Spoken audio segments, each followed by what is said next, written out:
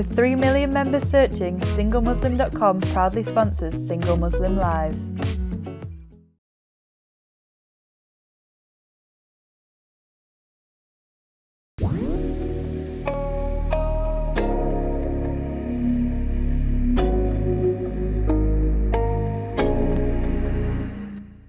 Assalamu alaikum and welcome to Single Muslim Live here on British Muslim TV, sponsored by SingleMuslim.com. And I'm Fahima Mohammed, a certified relationship and couples coach, as well as your host for tonight. A very, very warm welcome from all of us here on British Muslim TV and for the first episode of 2022.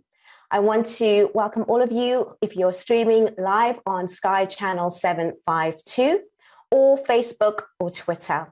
And we also have a live call-in. If you want to be part of the discussion, you are more welcome to join in.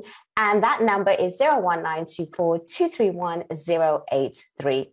However, if you want to remain anonymous and send in any messages, and I can read them out on the show, so I can be answered by myself or my guest tonight, then you can message us on 07585 835 150. I just want to say that I do appreciate everyone that supports us. And for the new people that are watching, I just want to also remind everyone that this is a relationship issues that we are raising, and we bring in guests from different parts of their profession, experience, to give their insights as to what are the challenges, especially in our Muslim community.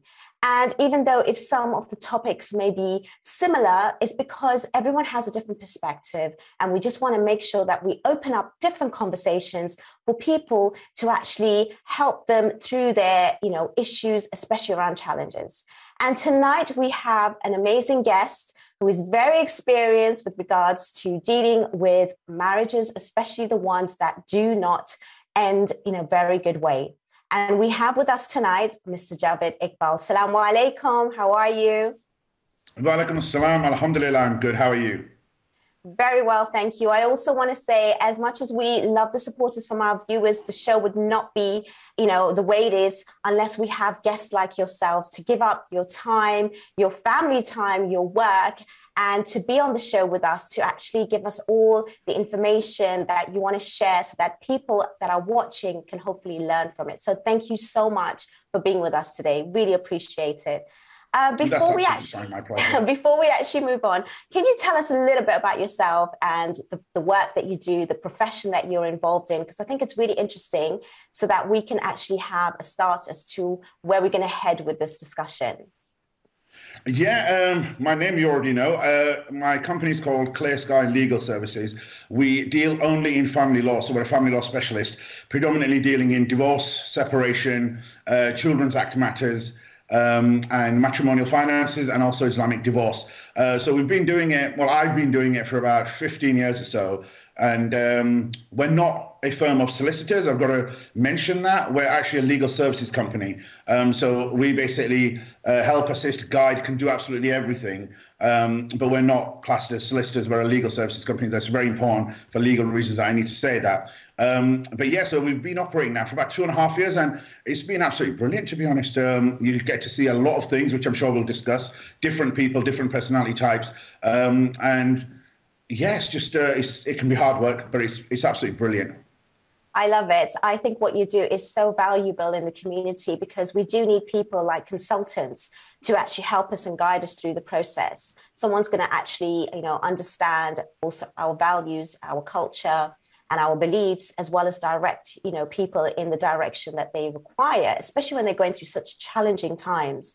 Now, when you mention about the legal services, about especially divorce, and failed relationships, what are some of the case studies that you can actually share with us as to what are the reasons why marriage actually fail? I mean, this is the topic for tonight, and we want to obviously unwind what are the main reasons of failure, because we get statistics, but we're not sure if it's coming from the actual Muslim community. But we want to highlight that so that we can actually understand what are the failures and hopefully learn from them. And, people can actually understand before they're going into it, as to taking some of the tips and strategies forward. So what are the main complaints that you get? Well, legally speaking, you can only get divorced for 5 reasons. So you've got unreasonable behavior, 2-year separation, 2-year desertion, adultery, or 5-year separation. Now, I'd say over 85%, if not more, of divorces happen for unreasonable behavior. That's the most common excuse. Legally speaking, there's only 5 reasons. That's the predominant reason, is unreasonable behavior. The umbrella of unreasonable behavior can be absolutely anything. Now, we deal predominantly, not exclusively, but predominantly we deal with the Muslim community, a lot of South Asians. When I say South Asians, Pakistanis, Bangladeshis, you get a lot of Indians as well, people from the Muslim faith, Hindu, Sikh faith, but the actual cultural element tends to be the same. There's a variety of reasons, absolutely a variety of reasons. A lot of them, I'd say majority of them, come down to understanding and cultural reasons. One of the main factor, the main ingredient here, which I think is similar to everything in my experience, is the foundation of the marriage. If the foundation of the marriage is not solid, if it's incorrect, if there's not been, for want of a better word, full disclosure, if there's not been an understanding, if you haven't cemented that, then the marriage sooner or later is going to be doomed to failure. So I would say that's one of the sort of main reasons. The life reasons, i.e. what we have to put down on a piece of paper as to why that happened. There's a multitude of reasons. You've got family, you've got lifestyle, you've got cultural beliefs, you've got religious beliefs, you've got people not, there's an old saying that, if the wheels of the car are all moving in the same direction, the car moves. And a majority of the times, unfortunately, not only are the wheels not moving, the wheels have come off and they're flattened tires and the car's completely broken. So unfortunately, people have to get divorced then. I love the analogy, actually. I think you're giving us some real treats of understanding. And it seems like your company, mashallah, is very busy. And inshallah, if anyone wants to get in contact with you, we will definitely get your details at the end. But when you talk about foundations and that's being rocky, do you feel that, these are for newly married, or can that also be where people are putting up for years? And whatever has been the red flags at the very beginning are the same reasons that they are getting divorced or separated at the end. What's your thoughts on that? Well, the thing is there's a difference. Now, when I say there's a difference, is the people who have been married for 20, 25 years. It's very interesting you say that. Yesterday, I had a lady come to see me. She got married at the age of 16. She's been married 24, 25 years now. So she's kind of in her late 30s, early 40s. Now, after she told me everything she'd been through, absolutely, and it was horrific in terms of the physical violence, the abuse, the controlling, coercive behavior, the sort of financial abuse in terms of family, she still was unsure. She was still like, I still want to be with him. I still want to be there. The problem was that she was completely institutionalized. She didn't know any other life. Now, when you get married at the age of 16, and these are predominantly arranged marriages, of a certain age, so a lot of these took place in the early to, let's say, mid-90s, there were no red flags, because you can only have a red flag if you're looking out for one. So if you had an arranged marriage to your first cousin, there is no red flag, because your dad or your mum has said, this is your maternal or paternal uncle, son or daughter, you're getting married to them, and that was it. And that's the only life that they knew. That's the only thing that they've seen. Now, red flags is predominantly when you're getting to know someone, when you've got I won't say you've got a choice that suggests something else, but when you're actually proactively looking to get to know your partner, that's when you need to be looking out for the red flags. That's when they come about. But do you feel that when it's premarital situations, that even the parents are looking out for certain traits, characteristics that can also play part, even if the partner is not fully involved? Does that actually also matter? How does that work? Well, it does and it doesn't, because the problem we have is our parents are of a certain generation. Now, their ideas, ideology, their way of living, their thoughts, processes, what they think is important in a marriage, the younger generation, certainly this generation, may not think it's important. So what the parents are looking out for, he or she may tick all the boxes. He's a great earner. He lives at home with his family. He looks and feels polite to everybody, and there's nothing wrong with him. But that's not necessarily what the girl or the boy getting married to the girl is looking out for. So although the parents, wholeheartedly, and I think in a good way, are looking out for the children, they're not looking for the same things. So it's very important for the actual person getting married to get to know their partner. That's the most important thing. The parents can only help to a degree because, again, they're coming from a certain perspective, a certain angle. And unfortunately, I've seen this a lot because sometimes a lot of our South Asian communities can be quite, the word I'm looking for is conservative. I'm going to sort of say that without trying to insult anybody, but I think the real word I'd like to say is probably they're a little bit stuck in their ways. There's a big generation gap between the old school and the new school. And what they look for is just either relationship, cultural parity. That's what they're looking for. And the younger generation, when I say the younger generation, people who are probably in their early 20s, mid-20s, who have seen life, who have grown up in the internet generation, who have grown up with Sky TV and 900 channels, etc., they're not necessarily looking for that. So Absolutely. you have to be really careful. My mum's 80. If I said to my mum now, please find me a wife, first of all, she'd slap me because I've been married for 15 years. However, after that, she would say, oh, I know this girl, but I know because my mum's 80, she comes from a certain generation. She comes from a certain mindset. She comes from a certain area in Pakistan. She comes from a certain sort of way of thinking. So she's going to find someone who she thinks is going to make a good daughter-in-law, who she thinks is going to make a good wife in accordance with her generation, her thoughts, her thinking. But that doesn't necessarily mean that it's going to mesh with me. It's going to mesh with what I want from life or how I want to do things. So getting parents involved is good because obviously you need the involvement of the elders, etc. But I think letting them have the ultimate decision is probably not such a good thing. And as controversial again as it might be, from my experience having done this for 15, 20 years, and I'll be absolutely honest, not all, it is quite a small minority. Not all parents have their children's interest at heart when it comes to marriage. I'll say that openly because I've seen many instances where the child, be it a boy or a girl, has said, Dad, Mum, I don't want to get married. Parents have turned around and said, no, you don't understand. There's cultural, family, social pressures. This has to happen. Because that is a very important point. And you know what? We're going to pick up on that very, very shortly, but we are coming into a break. And I am so excited for this conversation because it's exactly what we need to hear. Thank you so much for that amazing introduction. And we are going to pick it up in a few moments. However, we are coming into a break. Stay exactly where you are as this topic's just getting hotter. And inshallah, if you want to be part of it, we will take your calls and questions after the break. But stay exactly where you are and see you shortly. Take care. Salam.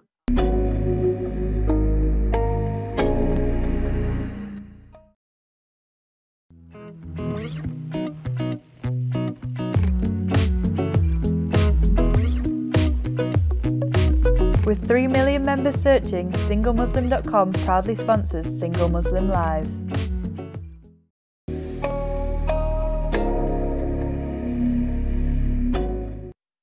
Assalamu alaikum and welcome back to Single Muslim Live here on British Muslim TV, sponsored by SingleMuslim.com. We're having an amazing conversation with Javaid Iqbal tonight, and he's really being real with his talk. And I think that even though it's a generalized conversation, it will hit some communities. And I think it's needed to hear what's the impact, because we want to have successful long-term marriages for our children. But unfortunately, if it doesn't start off in that way with the right intentions and the right ways, and a lot of tradition and culture does get involved, then unfortunately, it is only your flesh and blood, your children, that actually is going to have that negative impact, which was what you were saying, Javaid. I loved what you just actually started off saying before we went to the break. Could you maybe elaborate on maybe what could be a balance and a combination? Because as you mentioned, we have a generation gap of the youngsters feeding and thinking in a particular way. We also have the elders that have their own way, and together it could work. However, I feel that generally there isn't much information even on both sides, because you might find even the young ones that want to put their spin on things, but all they're thinking about is, for example, he or she's attractive, we connect, we click, you know, we like each other, there's chemistry, but it's a lot more deeper than that. I mean, I study human mind and behavior, and I feel that, you know, it's lacking from whether it's the old generation or the new generation, that unless you understand core values, beliefs, knowing rights, responsibilities, whether it's Islamically or psychologically, there is definitely a lack there. So how would you advise where we can maybe fill this gap? Well, I mean, it's interesting what you just said, that the younger generation want to click, connect, they want to do that thing. Now, let me put this to you and to the viewers. Like I said, my mum's 80, and I keep using my mum as an example, and I'm sorry, Mum, if you're watching. But if I went to my mum now, who's 80, and I said, Mum, yeah, I want to marry someone who I connect with, who I've got the X factor with, and, you know, we kind of, our minds meet. She's going to look at me as if I've got 5 heads. Because like you said, there's that generation gap. She's not going to know what the X factor is. She's not going to know what connect is and what, you know, we're kind of, you know, we're like connected and our minds are meeting, because they look at everything practically. So that generation gap needs to be bridged, where we do need to take things from our elders that were good within their marriage. There were certain things that were good within their marriage.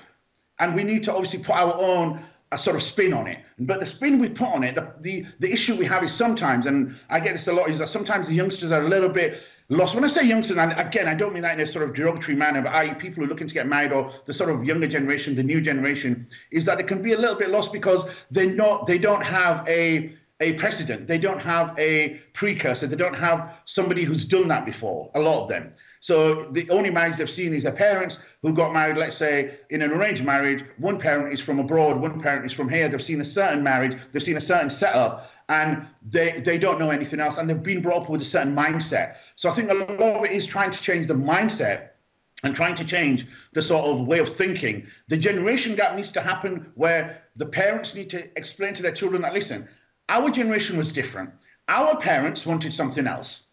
We're your parents. We know generationally things have changed. You know, look at how much life has changed in the last 20, 25 years in terms of internet, social media, technology. You know, what me and you are doing now, you couldn't do that, you know, maybe 15, 20 years ago. Everything's changed. So the young generation then obviously need to tell the older generation, well, listen, things have changed as well. So we can't just get married to somebody who we've never met. We can't get married to somebody who is going to say on the day of the nikah. You know, this is, it's 2022 now. We need to meet him or her, and we need to get to know them. Your parents will not understand everything. They're not going to understand the X factor. They're not going to understand connection. But you can keep that to yourself as long as they understand why you want to do it, i.e. the core. That's the key here. But the parents need to also understand that it is 2022, and you can't just say, okay, you fit and you fit, therefore you're going to get married. Your uncle's son is 22, you are 21, you are going to get married. Years ago it used to happen. It can't happen anymore. But unfortunately it does.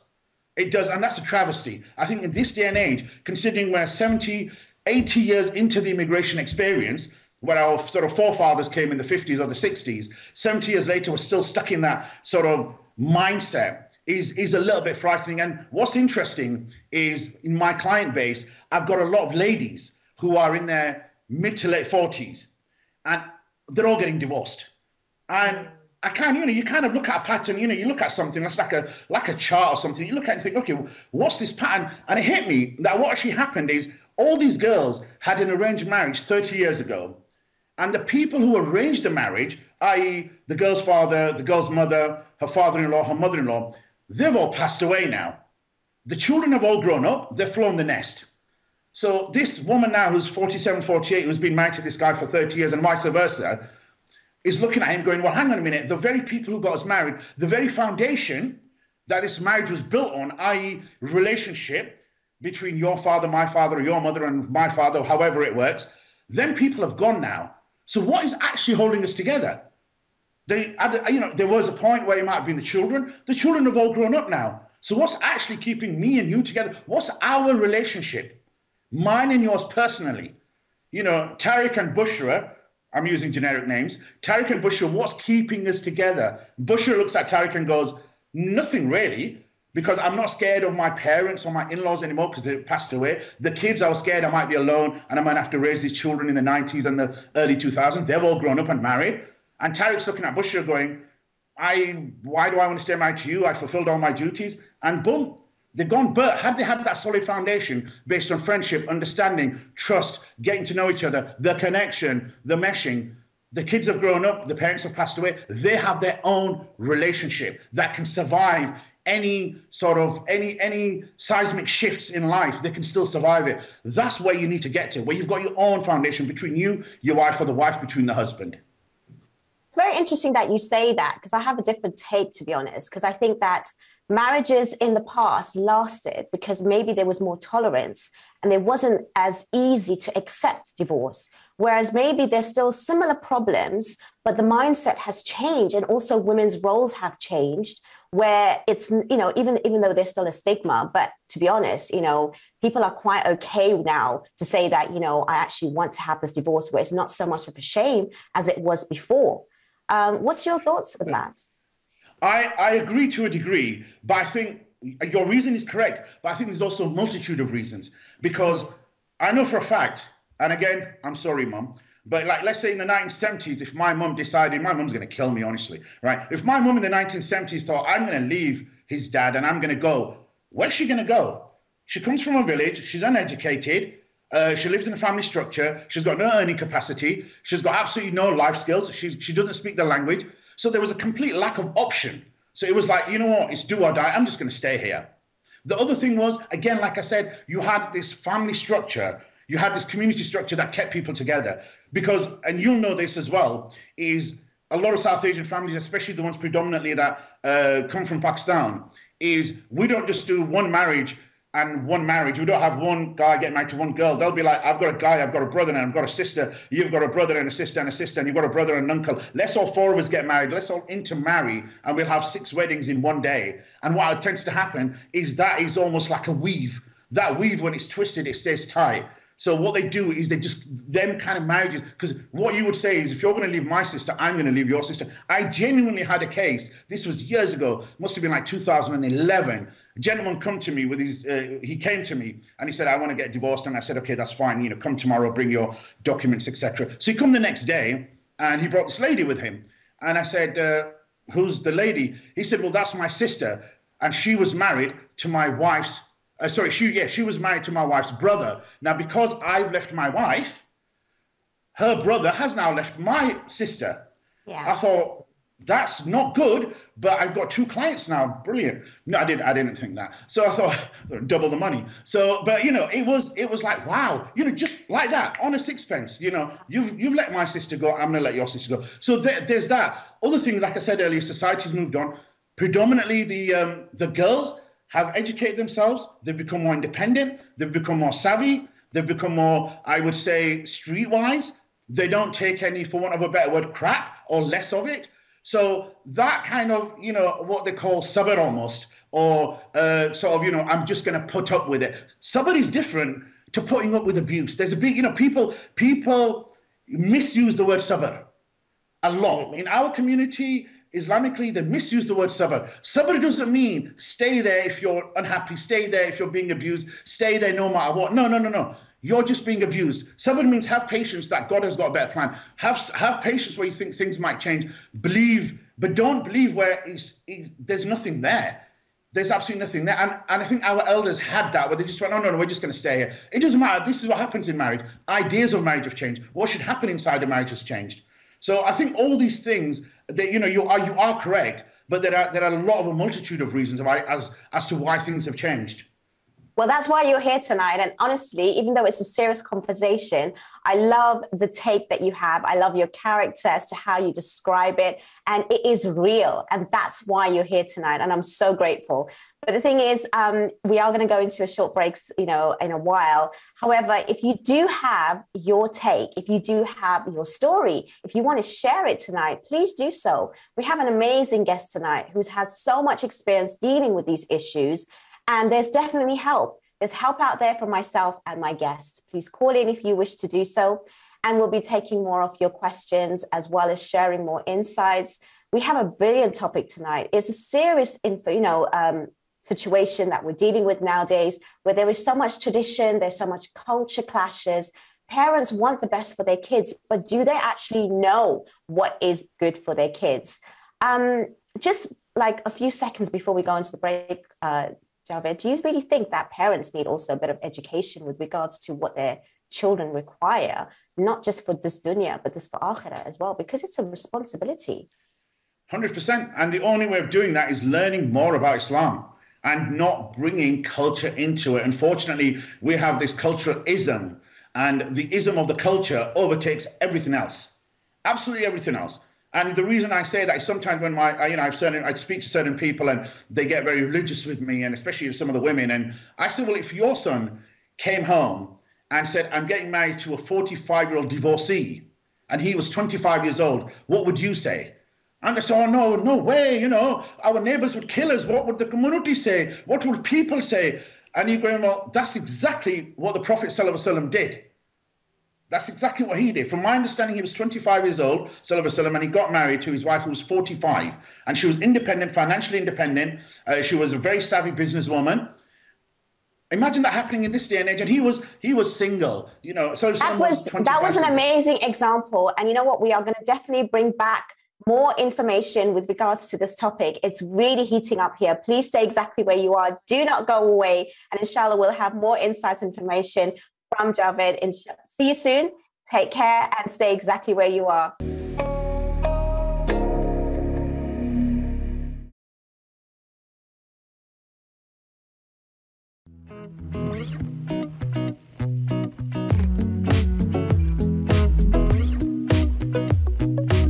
With 3 million members searching, SingleMuslim.com proudly sponsors Single Muslim Live.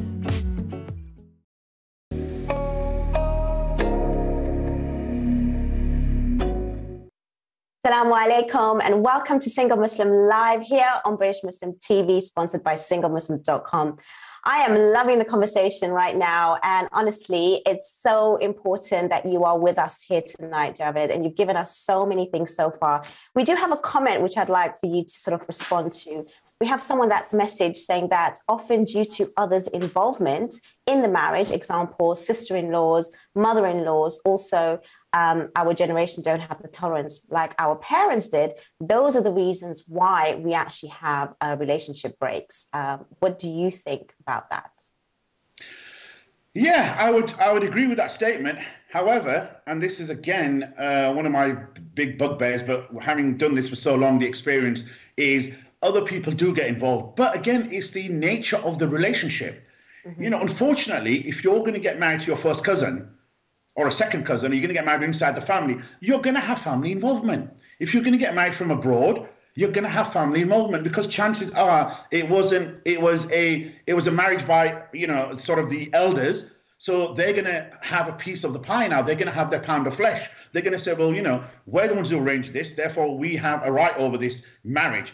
Now, what tends to happen is a lot of the people that come see me to get divorced, the Asian, South Asian people, majority of the time, there has been involvement from the family, whether it's the in-laws, their own parents, someone said something, someone's not doing something, someone's, you know, I get a lot of people who are married from Pakistan, the girls who get married from Pakistan, they say, oh, my husband is sending everything to Pakistan. He's built a 5-story mansion and we're living in a 2-bedroom house here because his mum and his dad and his sisters and his brothers keep saying, send money. And then I've got a daughter who's 14 and in 4 years' time, they're going to say, no, you need to bring her to Pakistan to get married. So it just kind of escalates.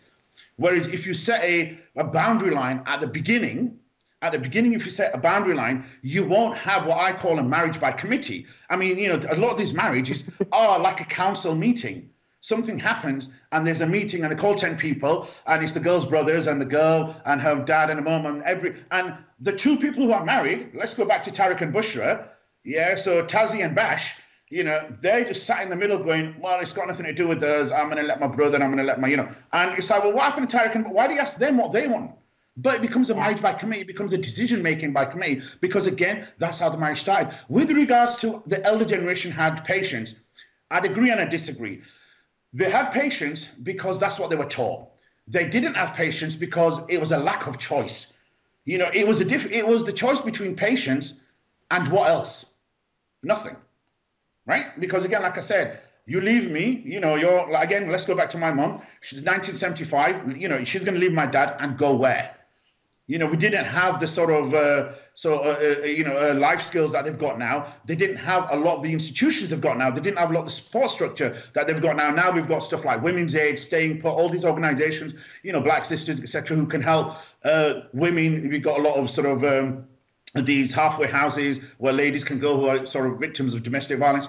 You didn't have that back then. So when they say patience, I always say, what other choice did they have? They didn't have any choice. But again, you know, that generation was taught certain things about marriage from their parents. And chances are that parent or them parents were abroad anyway. So again, you've got this kind of mixing of culture from the homeland, from the, you know, old country, filtering down into where we are now in 2021. But what I say is, obviously, we're in England, we're in the United Kingdom. Let's put certain things, certain cultural isms, let's put certain of our practices, certain of our things that we do, put them to bed. I'm not saying let go of your culture. I'm not saying let go of, what we fundamentally believe. I'm a Pakistani Muslim and I identify as such. I identify as a he male, just in case anybody else is watching. There's this whole thing of gender fluid and what you identify as. I get emails now from people saying he stroke him, and I'm like going, I know your name's Dave. Of course it's a he stroke him, but the world's gone a little bit potty. So I identify myself as a Pakistani Muslim British bloke, but my Pakistani culture is very important to me. The good parts, the parts which I know I can now pass on to my children, but the bad parts, especially when it comes to relationships and marriages and being closed off. We did not have a talk about the birds and bees with our parents. We didn't talk about having feelings or relationships that potentially we want to have with our parents. We just it wasn't even up for discussion. But now we're in 2022. Things have to change.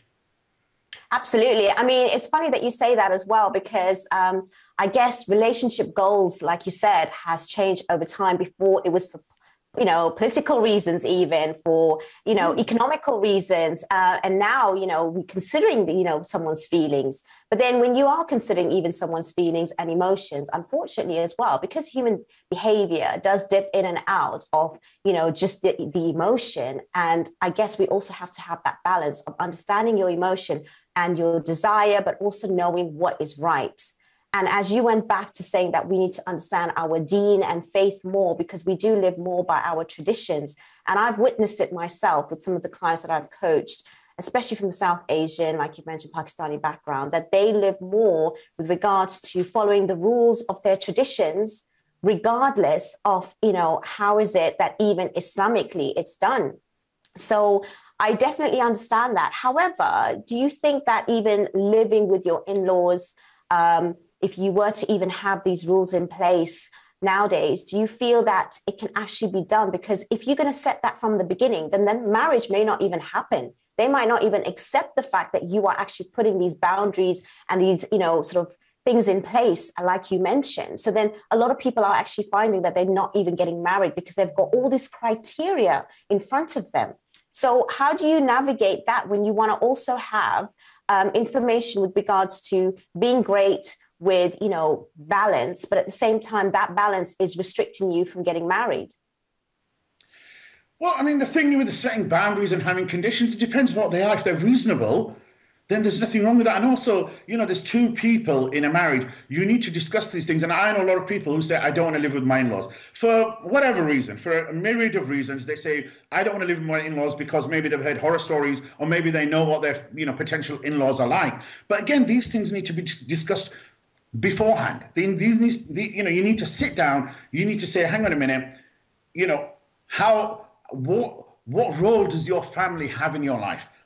Or, and are they going to control? Is it going to be micromanaged? Like I said before, is it going to be managed by committee? So if I need, if I need to go out to see my mum, do I need to ask you or do I need to tell you? Do I need to ask your mum or do I need to tell your mum? Do I need to speak to your sister? What exactly is the sort of dynamics of that house? Now, some girls say we just don't want to live with in-laws. There's nothing wrong with that. There's absolutely nothing wrong with that. That's a personal choice. That's like saying, I want to get married from one city and not another. Right? It's just a personal choice. But everything needs to be discussed pre-marriage. Not only in-laws, you have other stuff like, finances and how we're going to live our life, where we're going to live, things like that. All these things need to be discussed. But the problem is sometimes we don't discuss them. Absolutely. And you know what? We have a comment actually saying that, thank you, Javaid, for speaking tonight. And they love your take and the realness of what really is going on in our communities. And we also have a few questions that I'd like to go through so you can actually give your sort of response on that. We have someone saying that surely they agree that deen is the most important factor. However, there's a lot of brainwashing effects that happen. And there's no appreciation nowadays, whether it's from the parents or the children's side. And most of the reasons of divorce is zina, affairs, due to the technology and no modesty. And the last part is saying, thank you for the show, but what could you say are the red flags that we should look for in a relationship? And is divorce the best for marriage, even if it is bad? And how can a young Muslim find someone for marriage and not an arranged marriage? Well, we'll come back to you on that, Javaid, because I think that, there was a long list of questions. Did you hear of most of what I've said? Unfortunately, I didn't. I only got the first couple of sentences. No problem. Basically, they're saying that, at the end of the day, there's lots of marriages breakage due to affairs, zina. So a lot of infidelity. And they want to know, basically, do you think that divorce is the right way to sort of have a relationship end instead of trying to fix it? And if someone is looking for marriage, how can they find someone without it being arranged in a way that they're not going to upset their parents? I mean, dealing with the first part in terms of the affairs, infidelity, adultery, etc., that obviously is quite predominant in this day and age, unfortunately, and we see it a lot in our job. We don't normally use it as a reason for divorce, which you can do, which is adultery, one of the 5 reasons. We can put that under unreasonable behavior. However, any bloke or woman who has an affair, I think their partner, their husband or their wife would deem it a little bit more than unreasonable, to be honest. But, that's sort of by the by. But the reason for that, again, is look at the age we're living in. Everything is at your fingertips. You got your phone. You can pick your phone up. Within 5 minutes, you could be connected to the whole world. You could do whatever you want. 30 years ago, you couldn't do that. Now, you pick your phone up, you make a profile somewhere, boom. You can link, connect, whatever the terminology is, with 100,000 people. The temptation, the access, the sort of ease at which you can do wrong things, not just zina, but anything, is there now. So you have to have that self-control. Whether divorce is the right way after adultery or after you've had marriage troubles, it depends on your values. It depends on, I have a lot of clients who say, listen, after what he's done, I can't go back, because that bond, that trust is broken. I have a lot of people who turn around and they say, I don't care. As long, I have a lot of girls, I'll be honest with you, I get a lot of girls who I speak to and they say, I don't care as long as he comes home to me at night. As long as he comes home to me at night, I don't care. And I'm like going, that's not a marriage. Again, that sort of Islamic cultural definition of a marriage has been screwed, it's been messed around with, it's been reshaped into this anomaly that we don't actually know. Now, in terms of trying to find a partner without upsetting your parents, I mean, like I said, it's 2022. Everybody knows people. Everybody has a wider circle now. You have this halal speed dating. You've got single Muslim websites. You've got people like yourself who know a lot of people. I'm not saying people should get in touch with you. Don't do that. And but I'm saying you have a wider network. And again, when it's meant to happen, it's meant to happen. What I would resist is saying, do not rush into anything. I've seen too many people, especially girls, rush into marriage. They're like, oh, I'm 31, I'm 32, I need to get married. And they end up getting married just for the sake of getting married. 6 months down the line, it turns out, the guy is whatever. I've seen guys do it as well. And I've seen girls do it, predominantly girls, because they have this thing of, I need to get married because I'm 30. That is so true. I love that you brought that up, actually. It's so true that people are rushing into marriage because of the age. And in a way, they're actually causing more problems for themselves. We are coming into another break at this very moment. And honestly, this conversation is so exciting for myself. And I hope you're enjoying it as much as I am. This is the realest conversation we've ever had to date. And I love our guest tonight. Inshallah, we're going to have more of him in a few moments. When we do go to a short break, please stay exactly where you are. You do not want to miss the end part of this show, especially with our guest tonight. But I hope to see you in a few moments, and we'll catch you on the other end. Take care.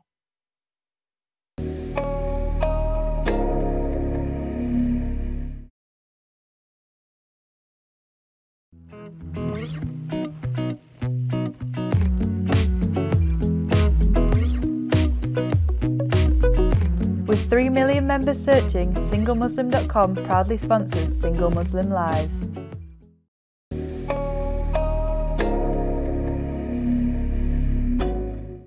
Assalamu alaikum and welcome to Single Muslim Live here on British Muslim TV, sponsored by SingleMuslim.com. And this is the last part of the show, but honestly, I could go on for another couple of hours with you. My guest tonight, amazing Javaid, who's given us the realest talk that we've had for a very long time, which is definitely needed. Now, you've highlighted a lot of the issues. You've highlighted, how the foundations are not set in a particular way, and it does end in divorce, a lot of interference from family, culture, norms, unfortunately, traditions that needs to be broken.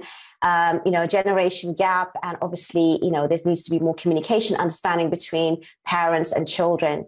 Now, when you do see these marriages fail and break, what is the impact for someone new that's entering into a marriage, even if it's after their previous marriage, or if they've heard stories? What are the criteria of, now getting married, and what's the impact, so that we can learn some lessons, so we can move forward healthy? But at the same time, now we also have to face the consequences of all this breakdown. And there's so much more systems put into place and demands put into place because of this marriage breakdown that is ever increasing. What are the criteria that you're seeing that people are coming to you saying and demanding if they're going to get new marriage after another, or they've heard, horror stories, and this is what they want from their partner now? Well, that's an interesting topic that you just sort of asked, or we've sort of started discussing, is because the criteria that a divorced woman is looking for is because they've been divorced, because they've been through a nasty relationship, for want of a better word, they've been through the sort of mill. The second time, they're very, very careful. So now they've learned from the first marriage what went wrong, and now they're obviously going to be like, okay, I don't want to do this. I want someone like this. I want someone like this. My issue is that everybody who's looking to get married should have that mindset from the beginning. You don't need to wait for a marriage to fail to then learn a lesson. Learn it from the beginning. Use other people as an example. I've got a lot of friends. I know a few girls, they got divorced. They're going to get remarried, and they went deep. I mean, they went right. We're talking sort of matrix deep. They were like, I want to see the DBS. I want to see your council tax bill. I want to see everything, because I want to make sure what you're telling me is the truth. I want to make sure what you're telling me is actually correct, because I've been here before where people have said, her ex-husband had probably said to her, I've got a house and I've got this and I've got that. And it turned out actually he's just spent 5 years in prison for armed robbery or something. So, the sort of second time, they're a lot more diligent, they're a lot more clued up. But my argument is that you should be that the first time round. If we hold back the emotions and be more delving into the other person and kind of sort of say, right, we're going to get married, I need to know X, Y, Z, A, B, C, tell me this stuff. But no, because a lot of the time we're so caught up in the wedding and we're so kind of happy, and we're, choosing clothes and we're booking halls and we're doing this, and we forget about the fundamentals. That after all, absolutely, we do have another question, actually, Javaid. We do have another question. It's also interesting that you say that divorcees are now having much more stricter criteria, because usually in the past it's like they become divorced, they're second class, and they're actually having lower expectations. But you're telling me in this day and age that they're actually having a little bit more deep sort of like expectations, right? Which is really interesting, the point that you've made. The other question we've had is, because we're talking a lot about, there's problems because of the past generation and past traditions. However, someone's saying that nowadays we have problems and marriage issues because of all the modernization and un-Islamic marriages that are happening. What is your response to that? When they say modernization and Islamic marriages, I'm not sure what the un-Islamic marriage is, because either you have your nikah and it's Islamic, or you don't have your nikah and it's not Islamic. Maybe the ideology I would explain, because maybe like you said, the criteria are different to before, and that's a modern thing, because before it was easier to also maybe get married. Yeah, but when did decency and being normal become modern? When did being honest, open, truthful, transparent, saying it how it is, when did that become modern? I thought it was always there. I think if anything, it's become a bit of a niche, because now it's all about the show. It's all about, look at my Beamer and look at my, bling bling and everything. And, we're going to meet in a shisha bar and it's going to be brilliant. And we're going to go to Dubai and take selfies. That's what I think it's become. Or maybe I'm just an old curmudgeon-y bloke.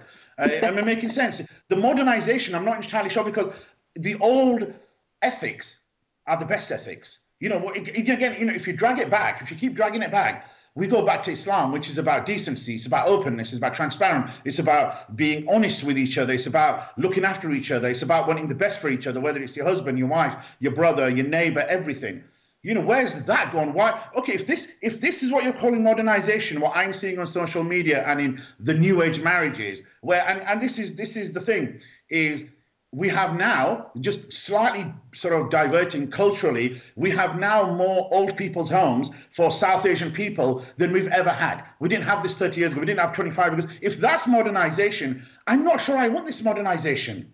I'm not sure I want the modernization where, you know, you've got people are saying, well, actually, no, let's just get married because I find you attractive. I find you physically attractive and you find me physically attractive. So we're going to get to know each other for 2 weeks, and to halalify it, we're just going to get married.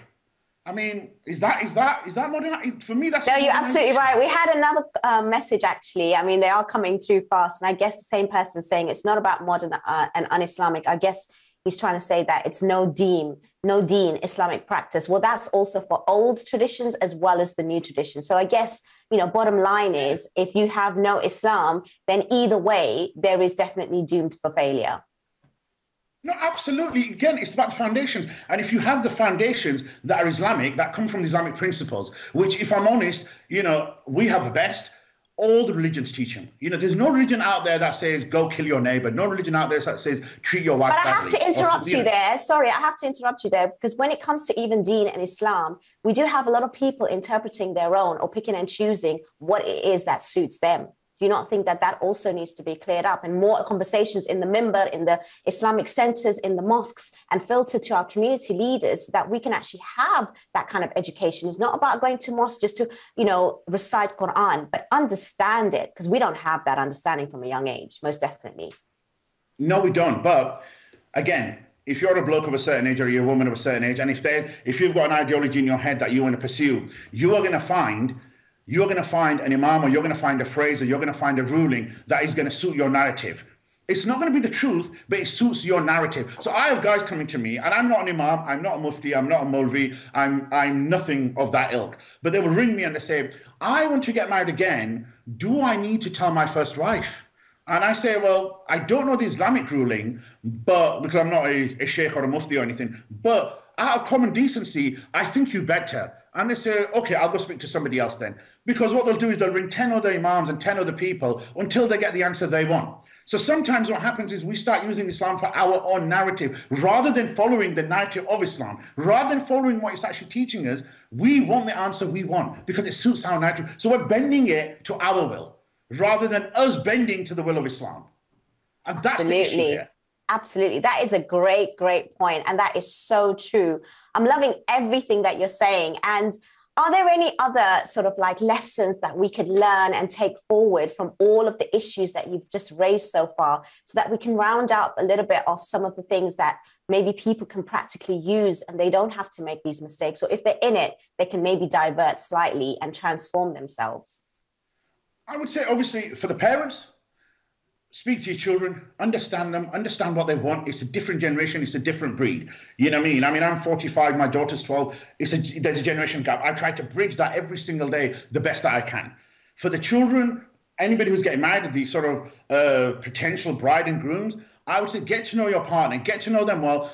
I know it's very difficult, try to think with a linear approach. Speak to people who have been married. Don't speak to the people who are in good marriages. Speak to the people that you know that are in bad marriages, and to ask them why it's bad. And then when they tell you why it's bad, think, what am I going to do to avoid that pitfall? What am I going to do to avoid that? And can I avoid it? And the ones that are in the marriage, talk to each other, communicate. Communicate is going to be the only way. If you look at, anything, communication is the key. Understanding, communication, and listening to each other, not listening to reply, but actually listening to each other. That's the key here. Communication. Definitely. I mean, we can have communication and we have to listen to understand each other. But when there's so much sort of resentment as to how things need to, change, because everyone hates change. No one likes change, even the modern ones, right? So you can imagine listening to your parents and, them telling you something or you telling them something. They'll listen to you, but they may not actually follow through. There is still a lot to do in the community where that sort of mindset and that generation gap will actually transform. Because like you said, it's been years already that people have settled here. And that hasn't really shifted as much as how the times have shifted, whereby we're losing even close relationships, family relationships, because one is just making a different choice. And, families are breaking because of the choices. Now, what would you advise for families that are struggling or couples that are struggling to come together building that foundation. And we've only got a couple of minutes. If you can maybe give us a sort of like a overall general kind of view, as well as how to reach you, because I'm sure loads of people would love to have more insight from yourselves. And I really want you to share, how do people reach you, as well as your final thoughts? I mean, my final thoughts are what you said about change. You've got to ask yourself what changes are needed, who wants to do the changes, who doesn't want the changes. Now, that's the third question. Who doesn't want the changes? Now, the ones that don't want the changes is the one who's the status quo benefits. Now, that usually in our community, the South Asian community, that's the patriarchs.